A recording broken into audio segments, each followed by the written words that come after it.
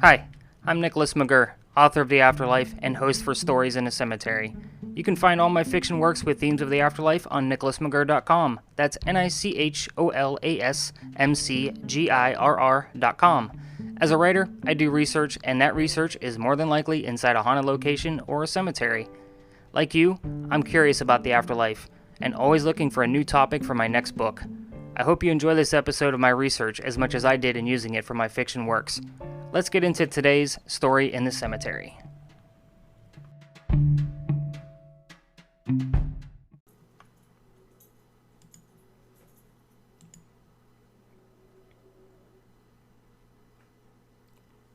Hey everyone, welcome to episode 10 of Stories in the Cemetery. I'm so excited we finally hit that double digits. So I have to give a small apology for the length of time in between all these episodes. This particular episode of the USS Yorktown took a lot of research and reading. I'm also working on future episodes and working on a new book, which brings me to my first bit of news. So as you all know, I'm a writer, and starting this weekend, all of my books will either be free or on sale. So here's the skinny on that, guys. My books... we're going to go through them. Byron by Nick Knight will be 99 cents starting this Saturday. That's June 8th until June 11th. And then it will be $1.99 from June 12th through the 15th. Growing Dim and Book of Joel will be on the same schedule and price point for this exact same dates. June 8th through the 11th, 2019. So obviously if you're listening to this now, you can kind of pause this episode and go on Amazon and check it out. So June 8th through the 11th are 99-cent days, and June 12th through the 15th will be $1.99 days. So that leads us to the tree collection. I have 3 novelettes that fall into my tree collection, and all 3 of them, the Life Tree, the Umbrella Tree, and the Rhythm Tree, will all be free starting this Saturday, June 8th through June 11th. I'm going to put links in the show notes, or you can just visit Amazon and you can type my name in the search bar, and that's NICHOLASMCGIRR, or you can just look for Byron by Nick Knight, and that's Knight spelled with a K. So I'm really excited about doing a promotion for these books. Sales have been going really well, so I can afford to give some away. And it gives you, the listener, a chance to either check out my books for free or for the first time, and of course for you to be able to share them with anybody you think might be interested. So that's basically how I keep everything going here on Stories in a Cemetery, is through my books. As you notice, I don't use sponsors, at least not yet. So my books are my sponsors. So if you're enjoying the show and you're wishing for me to continue with my investigations of alleged haunted locations, be sure to download my books and keep Stories in a Cemetery funded. It kind of helps move things along. Let's see. So if you don't want to purchase my books, you can also go to Patreon. I've had a Patreon for quite some time. I haven't really pushed it or promoted it for crowdfunding, but you can find me at Nicholas McGurr, author on Patreon if you'd like to support the show that way. I've also been thinking about publishing Stories in a Cemetery as its own book. That would be putting, a handful of episodes together into one volume. Well, not all together in one volume. I would do several volumes, obviously, as I kept the show going. But let me know what your thoughts are on that. I'd like to hear your thoughts because, of course, if nobody's going to read them, or I'd like to have them in a one-volume format or several volumes, there's really no point in publishing. So please let me know. You can go to Stories in a Cemetery's Facebook page and kind of post your thoughts there. So, again, let's go into this week's Story in a Cemetery. It's about my tour of the USS Yorktown, and that's at Patriots Point in Mount Pleasant, South Carolina. So if you're not sure where that is, it's just outside of Charleston. It's just over the Ravenel Bridge. So there have been plenty of investigations of Patriots Point and the USS Yorktown. And the Yorktown is also known as the Fighting Lady. So if you Google the Fighting Lady, if you're doing your own research on this, you can it'll come up with the USS Yorktown. I looked into the investigations that were done after I took my personal tour, and you guys know that what all of these locations that I've done, I normally don't go too deep into the research until after the tour. That way I'm not getting pre-influenced on, anything that I may find while I'm doing a tour of a location. But one of the things that I did happen to notice was Bruce Orr's book, Ghosts of the USS Yorktown. It gives a great history of all of the vessels at Patriots Point, and it tells some of the tales, the recent experiences that have happened on the Yorktown. So Bruce Orr is a local author here in Charleston. He's written plenty of books. This was actually my first read of Bruce's book, and of course it was part of my research after I did my tour on the Yorktown. So let's see. The Taps team from Ghost Hunters also did an episode on the Yorktown. It's called Haunted by Heroes, and that is Season 8, Episode 10, I believe. And, of course, I watched this as part of my research, and I wanted to see if I found anything in relation to the Ghost app that I use, and I'll get into that here in a second. In relation to what they found on the episode on the Yorktown. However, there was no correlation to what I found versus what they found. They did find some really cool stuff, and it is very valid. Somebody leaning inside of a doorway and kind of noticing them and then kind of taking a sidestep off stage left for them. So super cool episode of Ghost Hunters. So if you've watched that show, go back and rewatch it after you've listened to, of course, this episode of Stories in a Cemetery and kind of compare those notes. Let's see. So my tour was not a private tour, nor was it guided in any way. This was a daytime tour. I paid for my tickets and my parking spot, and I had somebody else with me, and we were free to roam all three vessels. So there were three vessels there at Patriots Point, and once you buy your ticket, you're free to go anywhere. For this, I actually used the Ghost app again, the Spirit Box app of Ghost Detector. Yes, I used it because of its cheesy name. And I do this just because I don't have a psychic with me or my friend's psychic with me.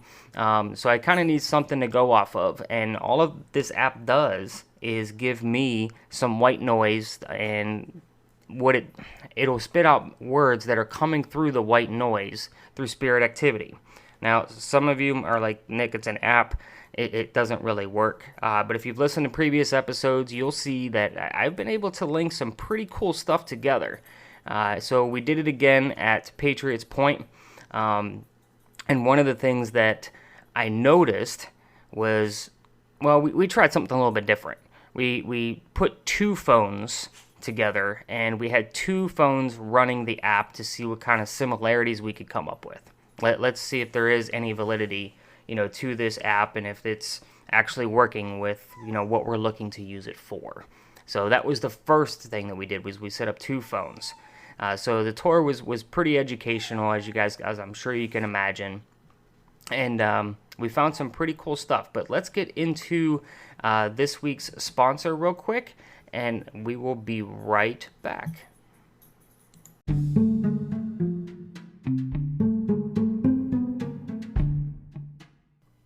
Hey guys, this week's sponsor is The Life Tree, a novelette about reincarnation into trees. It's the first in the series, and you can get an audiobook copy of it right now by going to my website at nicholasmcgirr.com. That's NICHOLASMCGIRR.com, and go to the Tell Me a Story tab. That's it. Tell me a story of an experience you've had, and I'll send you a free copy of The Life Tree. You'll also get updates to my blog, newsletter, and this podcast.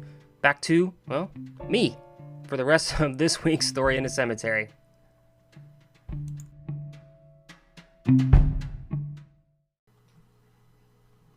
And we're back. So thanks so much, guys, for allowing me to promote with my books.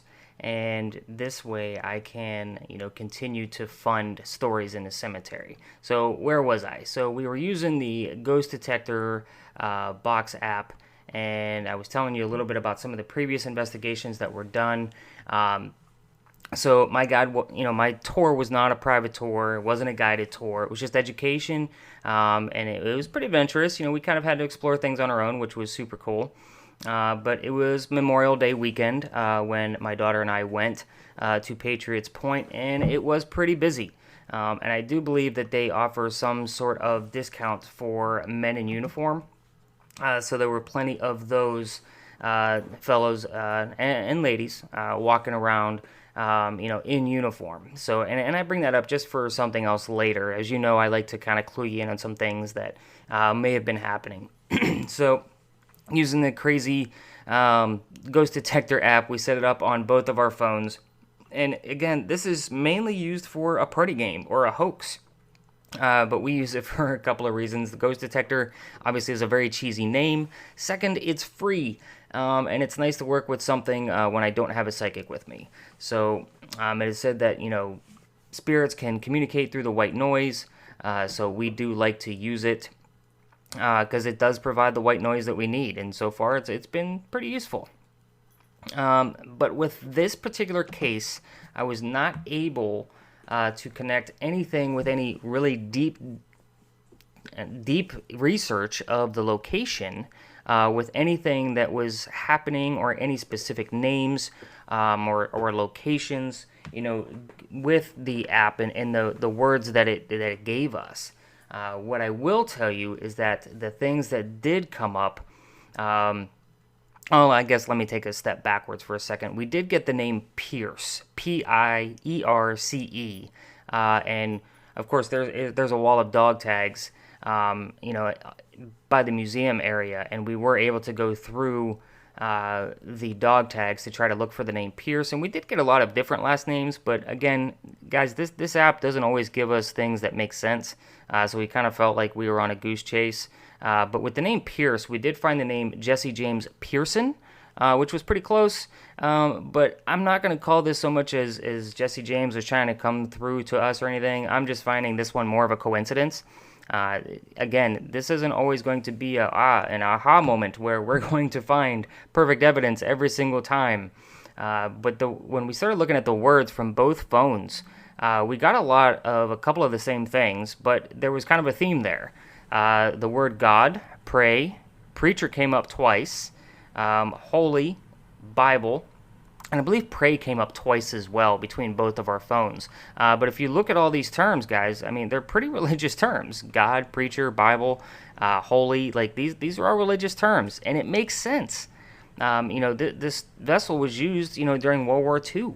And at the time, the men that were serving for our country were men of faith. It makes complete sense.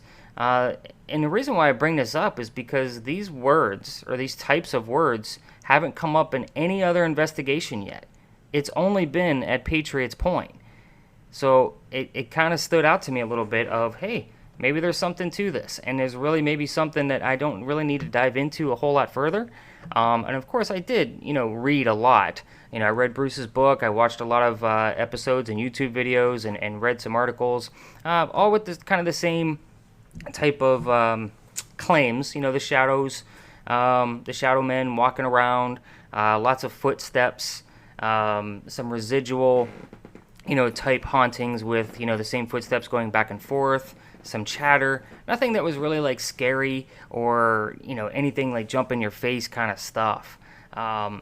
And I'll be honest with you, this was the most that I could find out of all the research that I did, and it's been a while. You guys know it's been a couple of, I don't even know how many days it's been since I posted up the last episode of Stories, but this isn't a big, hyped up TV show with a big production behind it where I have to find, a specific haunt. Now, some of the stuff that I have found so far, yeah, I stumbled upon that stuff. It was great to find something with Harriet Tubman. If you don't know what I'm talking about, go back to the backlist and take a listen.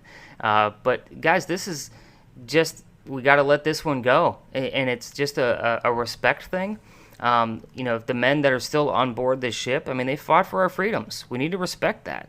I may do an overnight stay. They do promote on the website for Patriots Point to actually stay the night there. They do haunted ghost tours there. I believe Bruce is still one of the lead tour guides for those tours. I may call him up and say, hey, can I get a private tour of the ship? But I'm not going to go in there provoking. It'll be more for me to learn more about the ship and maybe some of the things that, these men and women did for us, aboard, the USS Yorktown. So one thing I will note is that while I was there, I happened to notice a sign, kind of like off the runway there. It kind of gives you a good view over the water at Ravenel Bridge. If you're from here, you know what I'm talking about. But there was a sign pointing to Castle Pinckney off in the distance. And I'm kind of taking that as maybe I should have been there. And who knows, it might be a location for me in the future to kind of take a look at that. I don't know any history on it. I don't know anything of it, to be quite honest with you. And I kind of like going into those things. I don't even know if it has haunting claims. But I kind of like to investigate and kind of see what comes up, as you all know. But just know right now, guys, I am working on episodes for the Sorrel Wheat House still in Savannah, Georgia. There's a lot of audio there for me to go through because I did record my haunted tour there. And I do have the old Charleston jail in downtown Charleston coming up as well. Some really cool stuff with that, and a lot of it is the same claims, but I found some justification through some of the things that I did while I was there. So if you want to stay up to date with all the Stories in a Cemetery episodes, excuse me, and blog posts on my website, you can go to my website and go to the Tell Me a Ghost Story tab, and here you can sign up for all my latest book updates, new episodes, and blog posts. And of course, that's at nicholasmcgirr.com. McGirr is spelled McGirr.com. And I can't wait to hear your story. If you have any hauntings or ghost stories, I'm dying to hear them, guys. I had a couple come in a few weeks ago. And right now, as far as this podcast goes, California is leading the way for the amount of listeners across the country, which is all the way across the country from where I am here in South Carolina. But anyway, guys, I can't wait to hear your stories. Thanks so much for listening, and I will see you guys on the next episode of Stories in the Cemetery.